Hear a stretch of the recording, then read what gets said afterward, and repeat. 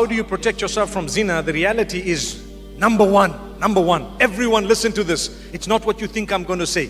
Self-restraint. Restrain yourself. You can restrain yourself.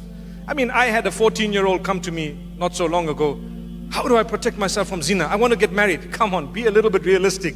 You got to protect yourself, you restrain yourself. Sabr, come on, your day will come. When we were young, we also used to look at the opposite sex sometimes and think, when will I ever get married? Today, mashallah, we've got children of our own, mashallah. I'm sitting on about 8 children by the will of Allah. So, subhanallah, to be honest with you, you have to protect yourself. That's what sabr is all about. The reward you're going to get is for abstaining from prohibition.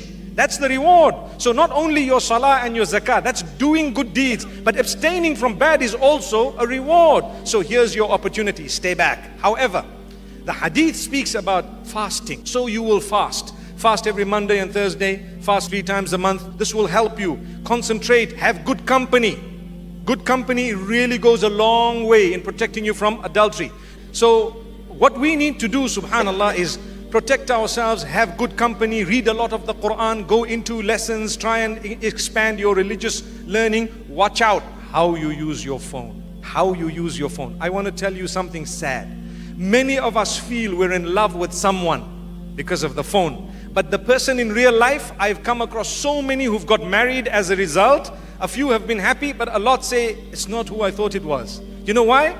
Today, like you have Photoshop, you also have akhlaq shop, which means somehow their akhlaq is shopped. You think that they're really amazing, and when you live with them, they ignore you. They're on the phone with someone else. And you start thinking, so don't be deceived by the phone. You know, when someone says, I love you, wallahi, so many of them are just saying it because it's just like saying, hello, hi, how are you? And you know what I love you means sometimes nowadays? I want to use you. That's what it means. I promise you it means that. Have you seen what I've said once, some time back on Twitter? I said, if people can say lol without laughing, they can say I love you without loving. And I think a lot of people caught on that. But I want to add something else today and tell you, a lot of the people say I love you and actually mean, without you knowing, I just want to use you. And because women are generally, emotionally, they get more attached.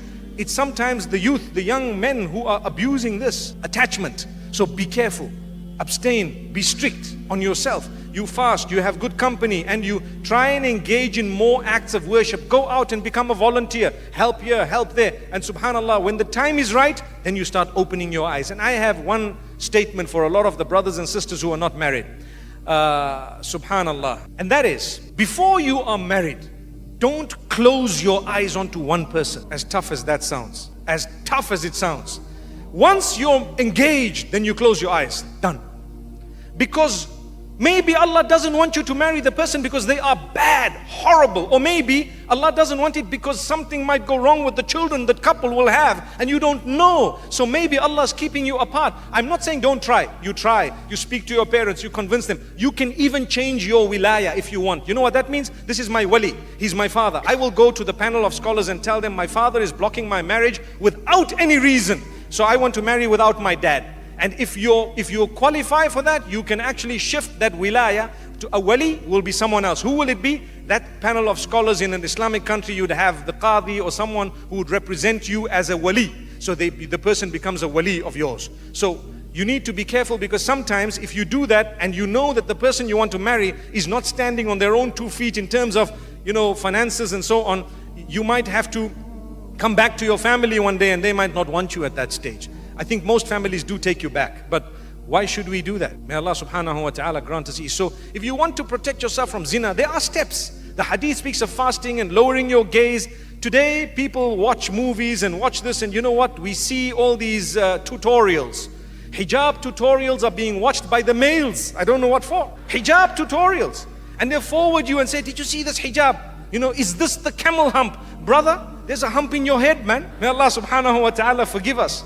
What are you worried about this thing here for? Take it easy. Let the sisters go ahead and have a peep. But then you look at your wife and you say, I saw the tutorial. I think you need to look a bit like so-and-so, so-and-so. May Allah forgive us. So this is why we don't lower our gaze and we don't realize lowering the gaze is very important, even when it comes to the screen. I know, you always get wise cracks in the youth. Sometimes they say, but Sheikh, I'm lowering my gaze, looking in the screen, I'm lowering my gaze. That's not what it is. You know what I mean. You don't look at these things by the will of Allah. And if you do, you are allowed to say, mashallah. If If you really have great intentions, you can even say inshallah, but it's okay, that's where it stops.